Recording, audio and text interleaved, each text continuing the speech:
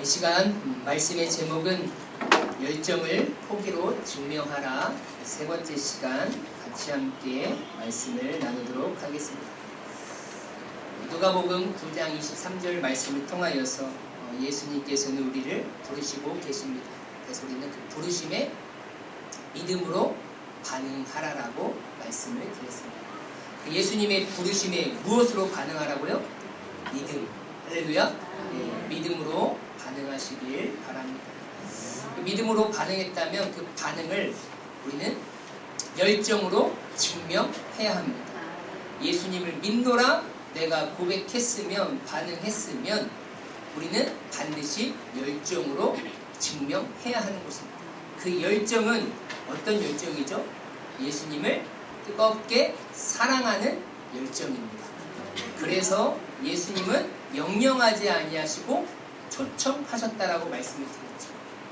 강제적인 사랑은 아무런 의미가 없습니다. 자원함으로 예수님을 뜨겁게 하는 사랑으로, 그 사랑의 열정으로 우리는 예수님을 따라가는 그런 삶을 살아가야 되는 줄 믿습니다. 그리고 그 열정, 예수님을 뜨겁게 사랑한다면 우리는 어떤 모습으로 그 열정을 증명해야 됩니까? 바로 포기로 증명해야 된다라고 말씀을 드렸습니다.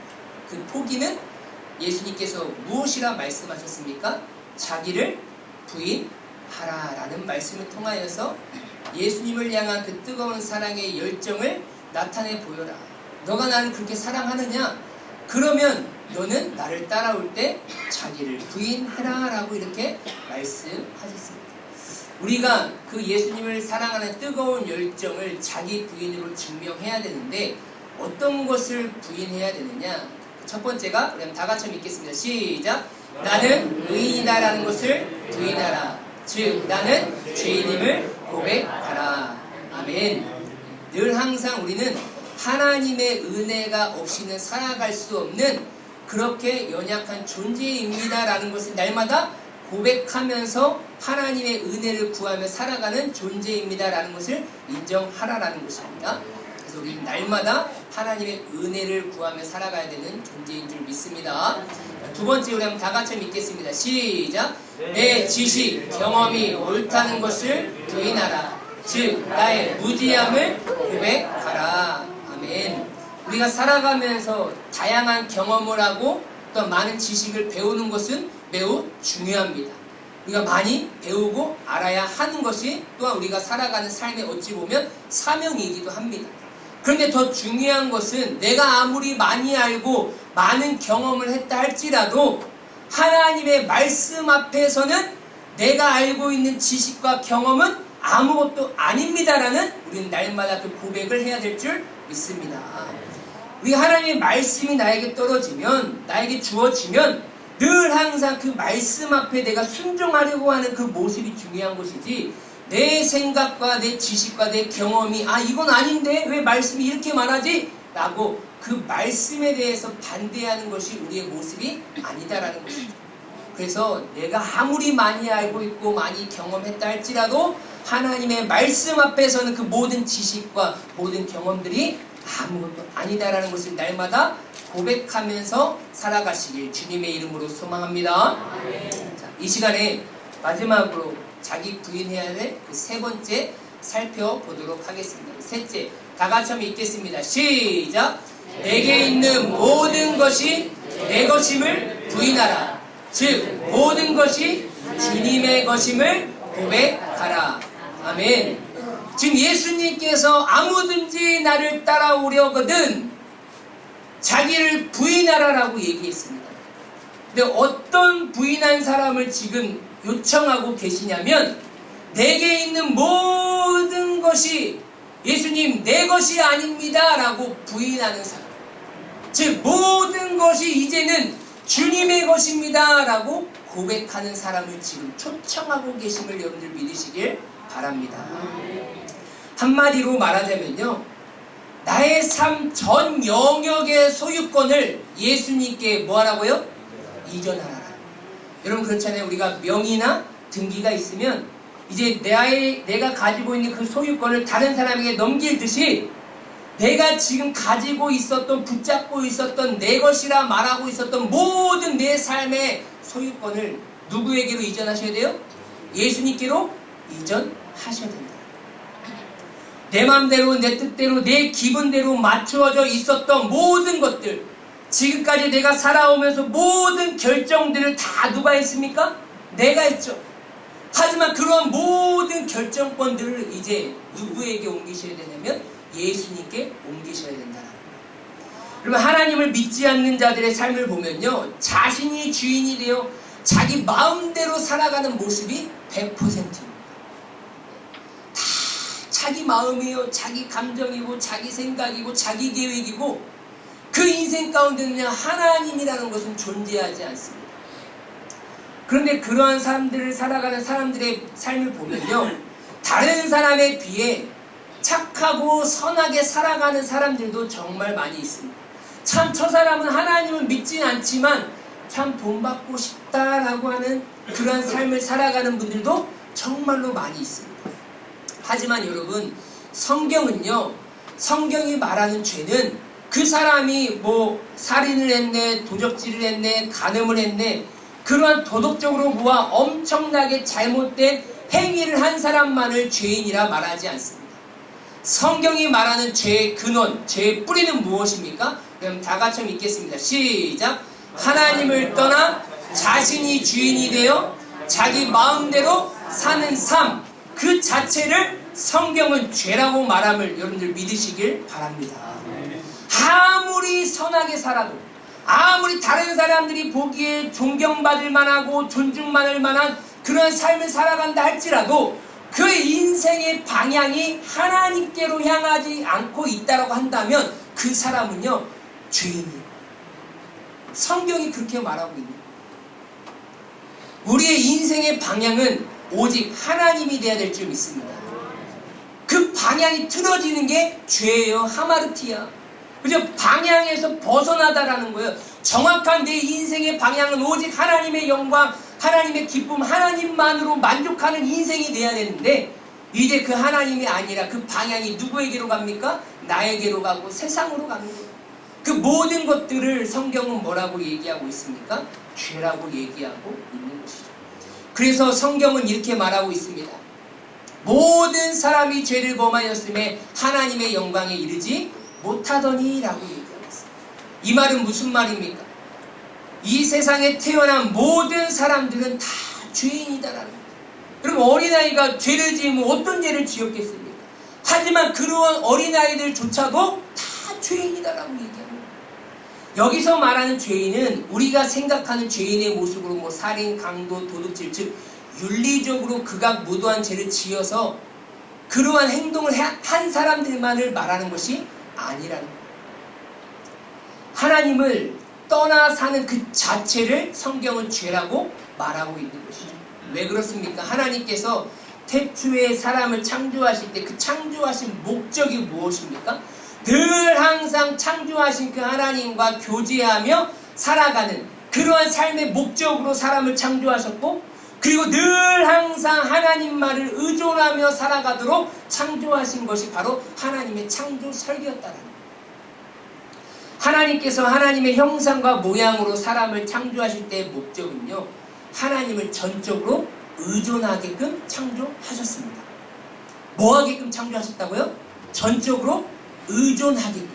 그럼 전적으로 의존한다라는 것은요, 그 사람이 없으면 나는 죽습니다 라는 것이나 마찬가지라는 거예요. 하나님의 영광을 드러내며 살 수 있는 능력과 힘이 없는 존재인 우리 사람은 하나님을 전적으로 의존하면서 하나님께서 날마다 우리에게 부어주시는 그 은혜와 복을 받아 누리면서 그렇게 살아가면서 하나님의 영광을 선포하며 하나님을 자랑하며 그 하나님을 나타내며 하나님을 드러내며 살아가는 삶을 살라라고 우리를 창조하신 줄 믿습니다. 마치 어린아이가 부모 곁을 떠나지 않고 늘 항상 부모님 곁에 붙어서 부모님만을 전적으로 의존하며 살아가는 것과 같다라는 거예요. 어린아이의 눈에요, 반드시 부모님이 보여야 됩니다. 무엇인가 나를 지켜줄 수 있는 그러한 사람이 보이지 않잖아요? 이제 어린아이들은 벌벌벌 떨기 시작합니다. 그러면서 막 울기 시작해요. 엄마, 엄마, 아빠, 아빠, 언니, 언니를 막 찾기 시작합니다. 왜 그렇습니까? 불안하기 시작합니다. 내 인생을 지금 나를 도와줄 사람이 주변에 하나도 없다라는 거예요. 그렇기 때문에 보이지 않기 때문에 불안하기 때문에 계속해서 나를 보호해줄 그 보호자를 찾기 시작하는 것이죠. 여러분, 어린아이들은요, 부모의 손길 없이는요, 자신의 생명을 유지할 수가 없습니다. 이런 부모를 전적으로 의존하는 아이의 모습이 바로 하나님께서 사람을 창조하셨을 때 그 처음의 모습이었다는 거예요. 그러니까 원래 사람은 하나님 없이 살아갈 수 없는 존재라는 거예요.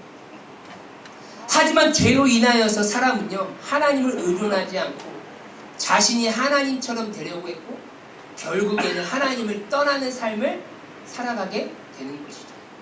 그럼 사람이 하나님처럼 된다는 것이요, 어떠한 초능력을 행하는 그러한 존재로 된다는 것이 아닙니다. 사람은요, 육신의 몸을 입고 있기 때문에 초능력자가 될 수가 없습니다. 즉 하나님처럼 된다는 것은 무엇입니까? 그 하나님과 동격으로 여기면서 나는 하나님을 의존하지 않고 내 스스로 살아갈 수 있다라는 그러한 교만함으로 가득 채워졌다라는 것을 말하고 있는 것이죠. 즉 나는 하나님 없이도 난 스스로 살 수 있어. 즉 하나님께로부터 독립하는 것, 그죠? 하나님으로부터 떠나 혼자 살아가는 것을 말하고 있는 것입니다.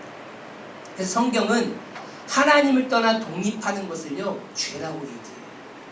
그 죄의 싹은요, 사망이라고 말합니다.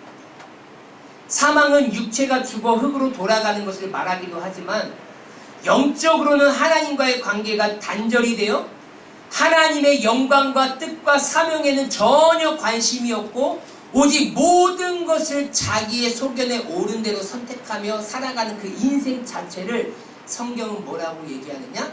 죽었다, 사망했다라고 이렇게 말합니다. 여러분, 예수님은 나는 포도나무요 너희는 가지라 얘기하고 있어요. 그럼 가지가 해야 될 것은요, 열매를 맺는 일이에요.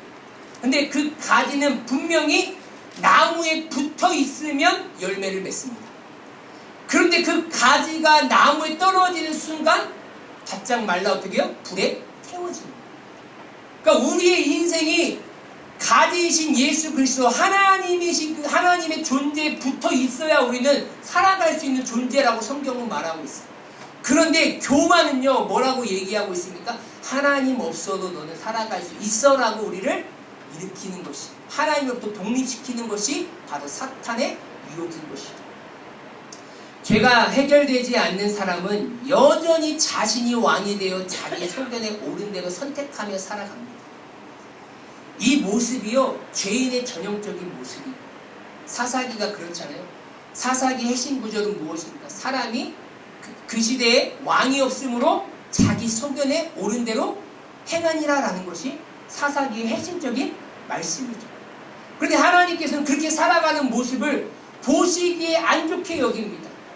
그렇기 때문에 그들 가운데 하나님의 진노가 임하죠. 다른 나라가 침략해 올 수 있는 그 길을 하나님께서 열어주십니다. 만약에 자기 소견에 옳은 대로 살아가는 삶이 하나님의 마음에 맞는 삶이다라고 한다면 왜 하나님께서 그들의 인생 가운데 진노를 허락하시겠습니까? 여러분, 흉악무도한 죄를 짓는 것도 하나님이 싫어하시지만 그러한 것은요, 자기 소견에 옳은 대로 살아가는 그 삶에 나타나는 행위의 열매인 거예요. 나도 계속해서 자기 소견에 옳은 대로 살아가면요, 나도 모르게 살인자가 될 수도 있고요, 나도 모르게 도둑질하는 사람이 될 수 있고, 나도 모르게 간음하는 사람이 될 수가 있는 거예요. 그러니 우리의 인생은 하나님께 붙들려 살아가는 인생이 되어야 될 줄 믿습니다.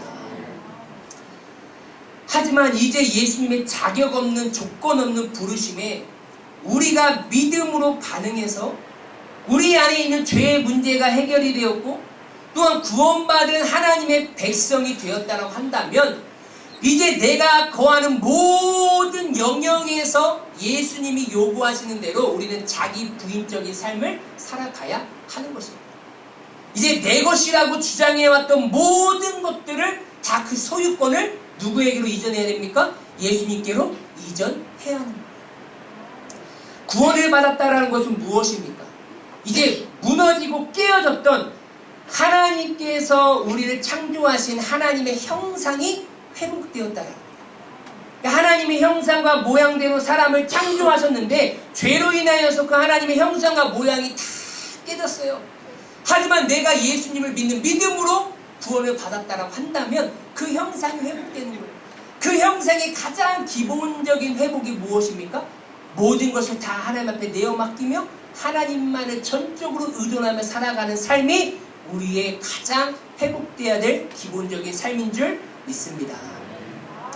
이제는 내 마음에 들어도 내 뜻대로 하고 싶어도 내 기분이 좋든 안 좋든 이제 나라는 존재와 상관없이 내 모든 것의 소유권이 예수님께로 이전이 되었기 때문에 이제는 우리의 초점은 누구에게로 맞춰져야 됩니까? 예수님의 마음, 예수님의 뜻, 예수님의 기분에 맞춰서 우리의 삶이 이루어져야 한다라는 것이에요. 이러한 삶이 바로 자기를 부인하는 삶입니다. 예수님을 위해 자기를 부인하고 희생하는 모습, 이것이야말로 예수님을 뜨겁게 사랑하는 열정으로 따라가는 그런 일편단심의 가장 확실한 증거가 아니겠습니까? 여러분, 깊은 사랑의 증거는요, 무엇보다도 무엇을 통하여서 드러납니까? 희생을 통하여서 드러납니다. 내가 가진 모든 것들을 다 주님 앞에 내어드리는 희생, 그것을 통하여서 예수님을 뜨겁게 사랑한다라는 그 뜨거운 사랑의 열정을 예수님께 나타내 보이는 것이죠. 여러분, 마태복음 19장에 보면요, 이름은 나와 있지 않습니다. 하지만 불려지는 호칭이 있습니다. 그 호칭이 무엇이냐면요, 재물 많은 청년, 부자 청년이라고 이렇게 불려집니다.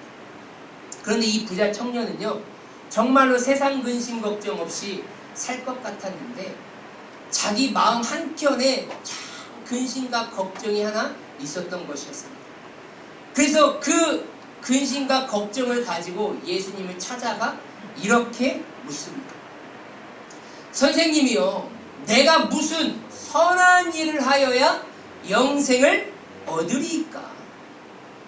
정말로 물질적 부유함을 누리며 자기가 주인이 되어 정말로 자기가 하고 싶은 대로 편안하게 살아와고 있었지만 그 마음 한켠에는 영생에 대한 두려움이 있었던 것이죠. 그래서 그 영생을 얻는 비결을 알고 싶었던 거예요. 그래서 예수님이 찾아가 이렇게 물었죠. 예수님, 선생님, 어떤 착한 일을 해야 제가 구원을 받습니까? 영생을 얻습니까? 이 청년은요, 영생을 선한 일을 해야 얻을 수 있다라고 아마 알고 있었던 것 같습니다. 하지만 예수님은 뭐라고 얘기하시냐? 이 세상에 선한 이는 오직 한 분이시다라고 이렇게 말씀하시면서 너가 생명에 들어가려면, 영생을 얻으려면 이 계명들을 지키라라고 이렇게 얘기하고 있어요. 그 계명들이 무엇입니까? 살인하지 말아라, 간음하지 말아라, 도둑질하지 말아라, 거짓 증언하지 말아라, 너희 부모님을 공경하라, 내 이웃을 내 몸과 같이 사랑하라라고 이렇게 그 계명들을 가르쳐 주셨어요. 그러면서 그 계명들을 다 듣고 이 청년이 자신의 삶을 돌아본 거예요. 그러다 보니까 돌아보고 나서 예수님께 이렇게 말합니다. 예수님, 저는 그 모든 것들을 다 지켰습니다. 제게 부족한 것이 없어요. 제가 누구를 살인했습니까? 간음했습니까? 도적질했습니까? 거짓 증언을 했습니까? 저 부모님이요, 지극히 잘 공경하고 있습니다. 저 이웃을요, 그 누구보다도 내 자신보다 더 사랑하고 있습니다. 이렇게 말하면서 무엇이 부족합니까? 라고 이렇게 물어요. 그러자 예수님은 청년이 영생을 얻을 수 있는 그 길을 가르쳐 줍니다. 우리 한번 다 같이 한번 읽도록 하겠습니다. 시작! 내 소유를 팔아 가난한 사람들에게 주라. 그리하면 하늘에서 보화가 내게 있으리라. 그리고 와서 나를 따르라. 아멘. 뭐라고 얘기하고 있습니까? 내 소유를 팔아 가난한 사람들에게 줘라. 그리하면 하늘에서 보화가 너에게 있을 것이다. 그리고 나서 나를 따르라 라고 얘기하고 있어요. 그럼 지금까지 부자 청년이 소유한 많은 재물의 주인은 누구였습니까? 자기 자신일 것이었어요. 얼마나 있었는지는 모르겠습니다. 자신이 주인이 되어 많은 재물을 자기 마음대로 다 사용하고 왔었습니다. 하지만 재물을 많이 가진 그 청년에게 예수님께서는 뭐라고 이제 명령하십니까? 너의 소유를 다 팔아서 가난한 사람들에게 나누어 주라 라고 뭐 하셨습니까? 명령하셨어요. 뭐 하셨다고요? 명령하셨다고요. 네, 선택권을 준 게 아니에요. 팔아가지고 너가 주고 싶으면 주고 그냥 너 가지고 싶으면 가져. 그게 아니에요. 뭐 하셨다고요? 명령하셨다. 여러분 잘 생각해보세요. 명령은 누구만 할 수 있습니까? 주인만 할 수 있죠. 아닌가요? 주인이 아닌 사람이 주인 자기 것처럼 명령하는 사람이 있어요? 없습니다. 명령은요 반드시 누구만 할 수 있냐면요 주인만 할 수 있다라는 거예요. 이 말은 지금 너가 많은 재물을 다 가지고 있니? 너 착각하지 마. 너가 가진 그 모든 재물들 네 것이 아니라 내 거야 라고 얘기해요. 누구 거라고요? 내 거야. 야, 내 거 다 나는 가난한 사람들에게 좀 주고 싶은데 왜 너가 다 가지고 있니? 그러니 내가 쓰고 싶은 대로 좀 내 재물 좀 사용하자. 가서 가난한 사람들에게 조금 나눠줘라. 예수님께서 이렇게 말씀하신 거죠. 이 부자 청년은 다른 부분은 어찌 보면 다 내려놓고 살았지만 재물만큼은 자신의 소유권으로 여기며 살아왔다라는 것을 알 수 있습니다. 부자 청년처럼 모든 것에 자기를 부인하지 않고 예수님을 따르려는 자들의 공통적으로 나타나는 모습 중 하나는 무엇이냐면요, 예수님께 간섭받고 싶지 않은 삶의 영역을 따로 떼놓는다라는 거예요. 이해가 되시나요? 이 부자 청년은 따로 떼놓는 게 무엇이냐면 재물이었어요.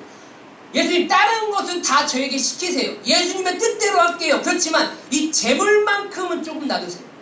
어떤 사람은 그렇습니까? 하나님 연애만큼, 결혼만큼, 뭐만큼은 좀 제 마음대로 하면 안 됩니다. 제 뜻대로 하면 안 됩니다. 그러니까 모든 것을 자기 부인하지 않는 사람은요, 다 하나씩 한두 가지는 다 남겨놓고 있다라. 그런데 성경은요 10%도 아니 단 1%라도 소유권을 이전하지 않으면요 예수님의 목적 있는 그 부르심에 반응을 하지 않은 것이다 라고 말하고 있는 거예요. 예수님의 부르심에 믿음으로 반응하며 뜨거운 사랑의 열정으로 증명한 사람은요 자신의 모든 것을 전부를 예수님께 드린 자인 줄 믿습니다. 사도 바울이 고백하잖아요. 자신의 모든 것들을 다 배설물로 해로 여겼다는 것은 무엇입니까? 예수님께 소유권을 이전했다는 거예요. 예수님 뜻대로 사용하여 주십시오. 이것은 더 이상 내 것이 아닙니다. 하나님의 영광을 위하여 사용하십시오 라고 말하는 것이나 마찬가지죠. 오늘날에도 많은 분들이 어떤 영역에는 자기를 부인하는 모습을 많이 보이기도 하지만 어느 한 부분만큼은 절대로 예수님께 소유권을 이전하지 않는 모습들을 보이기도 합니다. 그 어떤 말에도 절대 포기하지 않고 자신의 소신을 굽히지 않는 영역들이 다 있다라는 거예요. 예수님은 그 영역마저도 우리에게 뭐라 말씀하시냐? 자기를 부인해라라고 우리에게 요구하고 계십니다. 그럼 어찌 보면 이 부자 청년은요 모든 부분에서 부족한 모습이 없는 모습을 다 보여줍니다. 예수님께서 말씀하신 그 계명들을 다 말씀하실 때 본인은 떳떳하게 그 어느 것 하나 양심에 걸리지 않을 만큼 어찌 보면 착하고 선하게 살아왔던 그런 청년이었던 것 같아요. 그 많은 재물들도요 다른 사람을 속이면서 좀 악한 방법으로 모은 것이 아니라 자기가 피땀 흘려서 어찌 보면 최선을 다하여서 쓰지 아니하고 모아서 저축해서 많이 쌓아둔 어찌 보면 재물이었을 수도 있습니다. 그런데 많은 부분에서 다른 그 어떠한 사람들보다 자기를 부인하는 삶을 살고 있었다 할지라도 그래도 예수님께서 그 부자 청년에게 요구하신 것은 무엇입니까? 너가 끝까지 부여잡고 있는 그 재물의 소유권마저도 나에게 이전하라라는 것이죠. 예수님은 지금까지 부자 청년이 행했던 모습은 예수님이 원하시는 자기를 부인하는 모습이 아니다라는 것을 지적하고 있는 것이죠. 영생을 얻으며 예수님을 따르는 삶을 살기 위해서는요, 지금까지 자신의 소유권을 주장하며 자신의 뜻과 기분과 상황에 맞춰 사용되어지고 있었던 마지막 영역인 재물마저도 예수님께 소유권을 이전하기를 원하셨다. 네, 여러분, 이 재물의 소유권을 이전하느냐 안 하느냐의 문제는요, 그냥 가볍게 여길 문제가 아니라는 거예요. 예수님 지금 무엇을 주고자 하십니까? 영생이라는 거예요. 무엇이 문제입니까? 영생이 문제예요. 너가 마지막 남은 이 소유권을 이전하면 내가 너희에게 생명, 영생을 주겠다라고 예수님께서 말씀하고 있습니다. 그런데 이것을 소유권을 이전하지 않으면 그들의 인생 가운데는 영생이 주어지지 않는다는 것이죠. 예수님께서 너의 모든 소유를 다 팔아 가난한 사람들에게 주라. 그리고 나를 따르라 라고 이렇게 말씀하셨습니다. 그 말을 들은 부자 청년의 마지막 선택은 무엇이었습니까? 그럼 다 같이 한번 읽겠습니다. 시작. 그 청년이 재물이 많음으로 이 말씀을 듣고 근심하며 가니라. 아멘. 부자 청년의 마지막 남은 물질의 영역을 뭐 했습니까? 자기 부인하지 아니하고 자신의 소유로 삼았습니다. 재물이 많음으로 예수님이 그 하신 말씀을 듣고 근심하며 갔다라고 얘기하고 있습니다. 그러면서 이 부자 청년의 비유를 마치면서 예수님께서 제자들에게 하신 말씀이 있습니다. 다 같이 읽겠습니다. 시작. 예수께서 제자들에게 이르시되 내가 진실로 너희에게 이르노니 부자는 천국에 들어가기가 어려우니라. 아멘. 즉 부자 청년 비유를 들고 나서 근심하고 떠났죠. 즉 자신의 소유권을, 재물의 소유권을 예수님께로 이전하지 아니한, 자기 부인하지 아니한 인생에 대해서 딱 드러내 보이면서 예수님께서 하신 그 결론이 무엇입니까? 내가 진짜로 말한다. 이거 거짓말 아니야. 장난치는 거 아니야. 부자는 천국에 들어가기가 어렵다. 여러분, 어렵다라는 것은요, 무슨 표현이냐면요, 따라해 보겠습니다. 불가능하다. 뭐라고요?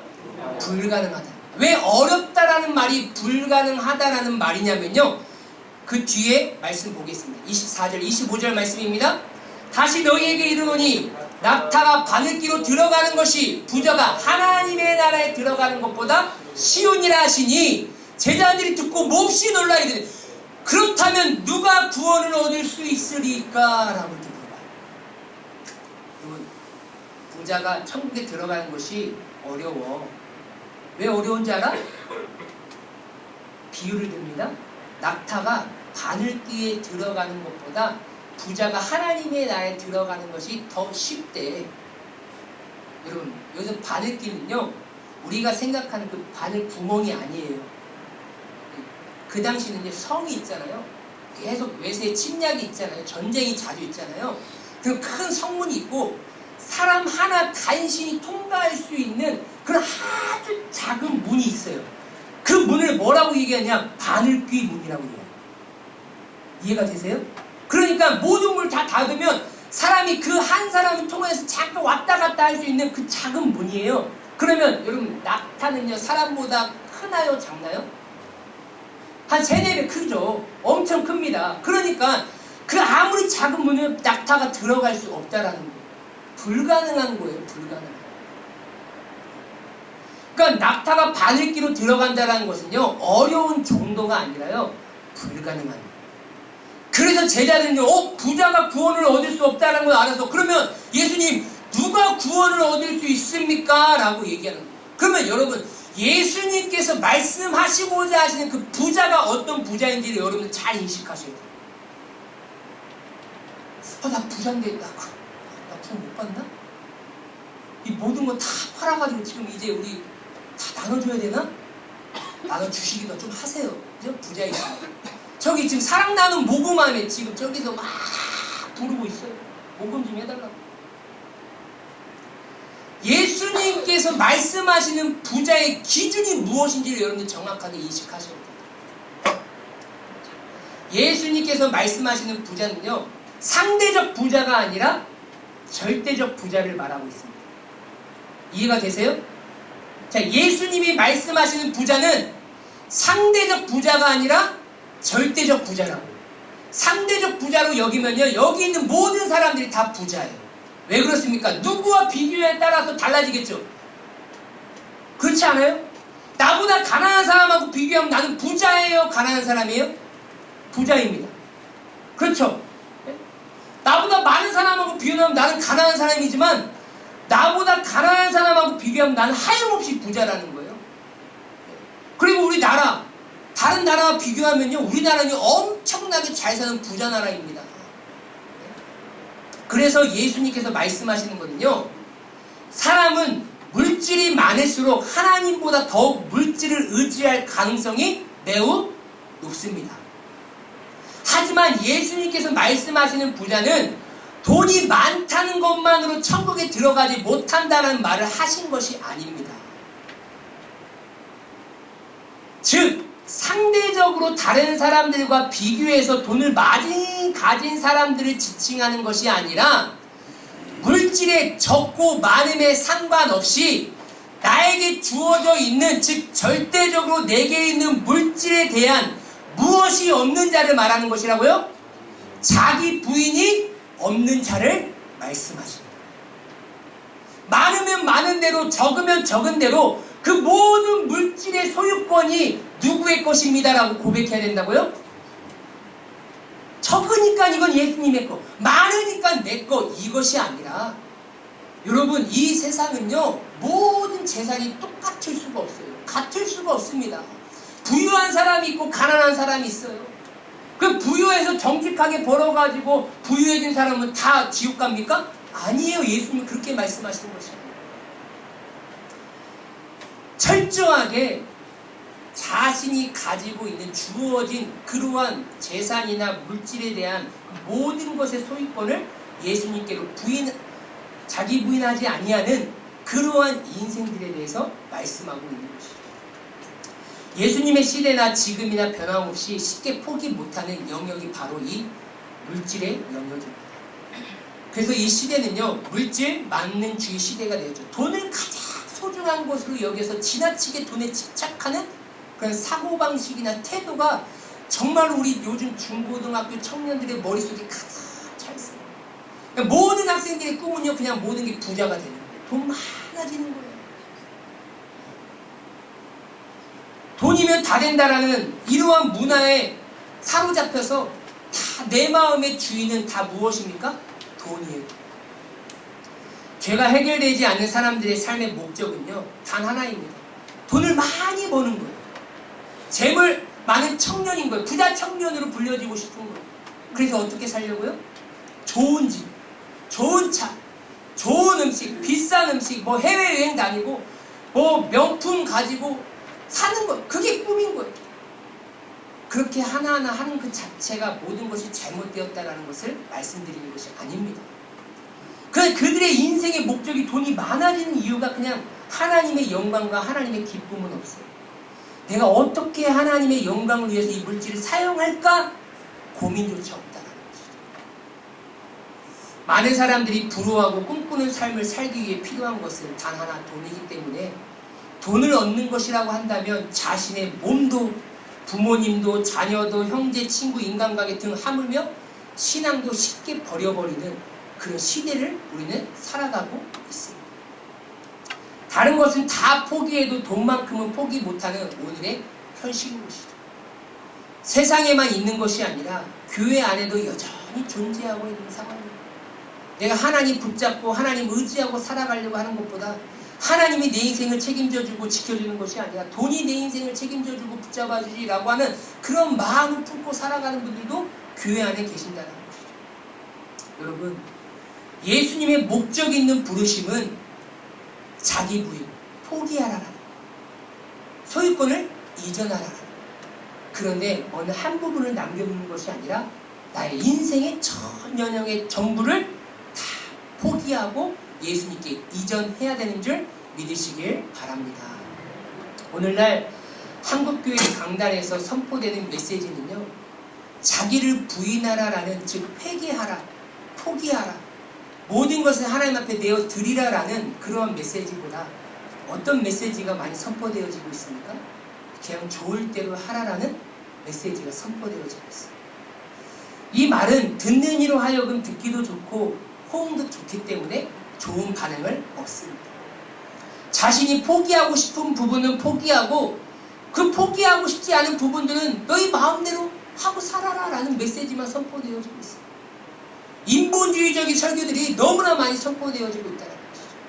하지만 정말 여러분들 한번 생각해 보시기 바랍니다. 나를 영생으로 인도하는 메시지는 어떤 메시지입니까? 자기를 부인하라라는 메시지입니까? 아니면 자신이 좋은 대로 살아가라라는 메시지입니까? 여러분, 우리는요, 내가 듣기에 좋은 말씀을 듣는 것이 아니라 내 영혼을 살리고 나의 영혼을 영생으로 인도하는 하나님의 말씀을 들어야 될 줄 믿습니다. 예수님은 우리를 절대로 너가 좋을 대로 따라와라, 너가 좋은 대로 살아가라 라고 그렇게 부르지 않으셨다라는 거예요. 예수님은 철저히 말씀하십니다. 나를 따라오려거든 자기를 부인하고 라고 얘기했어요. 너의 모든 영역에서 너의 모든 것은 다 사라지고 이제 다 주님의 것으로 이전하며 따라오라라고 이렇게 말씀하셨습니다. 성경에서 자기 부인의 단어를 가장 적합하게 보여주는 단어가 있습니다. 그 단어가 무엇이냐면 바로 종, 노예라는 단어예요. 여러분, 우리는 원래 죄의 노예였죠. 그래서 죄를 따라 살아가는 인생이었습니다. 로마서 6장에 보면 이렇게 말합니다. 하나님께 감사하노라. 너희가 본래 죄의 종이더니 너희가 죄의 종이 되었을 때에는 의에 대하여 자유로웠느니라 라고 얘기하고 있죠. 그러니까 하나님의 영광에 대해서, 하나님의 뜻에 대해서는 너무나 자유로웠어요. 자기 마음대로 자기 소견에 오른 대로 살아갔습니다. 어떨 때는요, 죄의 노예가 되었을 때. 이제 우리는 구원을 받아서 죄의 노예에서 예수님의 노예, 하나님의 노예로 바뀌게 되는 줄 믿습니다. 죄의 노예였다가 내가 주인 되는 삶으로 바뀌는 것이 구원이 아니에요. 무엇이 구원입니까? 그럼 다 같이 읽겠습니다. 시작! 그러나 이제는 너희가 죄로부터 해방되고 하나님께 종이 되어 거룩함에 이르는 열매를 맺었으니 그 마지막은 영생이라. 아멘. 이제 우리는 십자가 구속의 은혜로 죄로부터 어떻게 해방되어서 죄의 종에서 벗어나 하나님의 종이 되었습니다. 하나님의 종이 되어 이제 우리는 어떤 열매를 맺으며 살아가야 되는 거예요? 거룩함에 이르는 열매를 맺으며 살아가는 존재로 우리는 뒤바뀌게 된 것이죠. 그 거룩함에 이르는 열매의 마지막의 열매는 무엇입니까? 영생이라는 거예요. 영생. 너의 모든 것에 대한 소유권은요, 전적으로 주인에 있다라. 그래서 노예는요, 주인을 전적으로 의존하게 되어 있고 대신 주인은 그 노예를 전적으로 책임져 준다라는 것이죠. 우리는 이제 십자가의 은혜로 죄에서 해방이 되어서 이제 하나님의 종, 하나님의 노예가 되었습니다. 그래서 이렇게 믿음으로 반응하고 뜨거운 사랑의 열정으로 자기를 부인한 인생들은요, 늘 항상 자기 자신을 어떻게 성경에서 기록하냐면 나는 예수 그리스도의 종된 바울, 하나님의 종 야고보는, 하나님의 종 베드로는 이렇게 고백하고 있어요. 우리의 인생이 무엇이라고요? 노예, 종. 하나님께 모든 것을 다 소유권을 이전해 드리고 내 것은 아무것도 없는 그런 종임을 고백해야 하는 것입니다. 자기 부인은 예수님과 함께 십자가에 못 박혀 죄의 몸은 죽어 내 자신은 없고 이제 예수님을 주인으로 섬기는 의의 몸으로 새롭게 된 것을 의미한다라는 것입니다. 로마서 6장 6절에서 7절 말씀입니다. 다 같이 한번 읽겠습니다. 시작. 우리가 알거니와 우리의 옛사람이 예수와 함께 십자가에 못 박힌 것은 죄의 몸이 죽어 다시는 우리가 죄에게 종노릇하지 아니하려 함이니 이는 죄가 죽은 자가 죄에서 벗어나 의롭다 하심을 얻었습니다. 아멘. 뭐라고 얘기하고 있습니까? 우리가 왜 예수님과 함께 십자가에 못 박힌 것은 무엇입니까? 나의 죄의 몸이 죽어서 이제 죄의 종노릇하지 아니한다라는 거예요. 이제 내가 죽은 자가 죄에서 벗어나서 하나님 앞에 의롭다 함을 얻었어요. 이제 하나님의 영광과 하나님의 뜻을 위하여 살아갈 수 있는 존재로 내 삶이 변화되었다라고 말하고 있습니다. 아직까지 예수와 함께 죽지 않고 여전히 모든 것이 내 것이라 착각하며 하나님께 소유권 이전하지 못하고 그 누구에게도 빼앗기지 않으려고 모든 힘을 꽉 쥐고 있는 것이 여러분들이 있으십니까? 예수님은 오늘 말씀하십니다.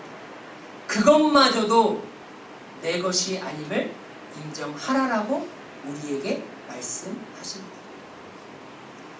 내가 쥐고 있는 그 1%를 부인할 때 비로소 마지막 열매인 영생을 얻게 됨을 믿으시길 바랍니다.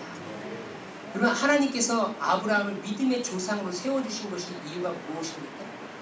다른 그 어떠한 것도 있지만요, 아브라함에게 있어서 포기할 수 없는 단 1%가 있었습니다. 그것이 무엇입니까? 바로 100세에 낳은 아들 이삭이었습니다.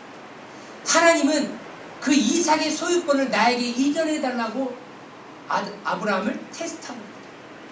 이삭을 번제로 드리라라는 테스트예요. 아브라함은 그 테스트에 믿음으로 반응합니다. 죽이려고 했죠. 아브라함아 아브라함아 부르죠. 내가 이제야 나를 경외하는 줄을 내가 알겠다라고 말씀하셨어요. 그때야 비로소 아브라함이 하나님을 경외하는 줄을 알겠다라고 하나님께서 인정하셨다니까. 여러분, 우리가 99%를 하나님께 다 이전한다 할지라도 내가 아직 부여잡고 있는 그 1%를 하나님 앞에 이전하지 않으면 하나님 나의 믿음을 인정하지 않습니다. 여러분, 영생을 얻고 싶으십니까? 내 모든 것을 내 것이 아니라고 부인하시길 바랍니다. 그러한 영적인 믿음의 간증, 고백이 있을 때 하나님은 우리에게 영생을 선물로 주실 줄 믿습니다.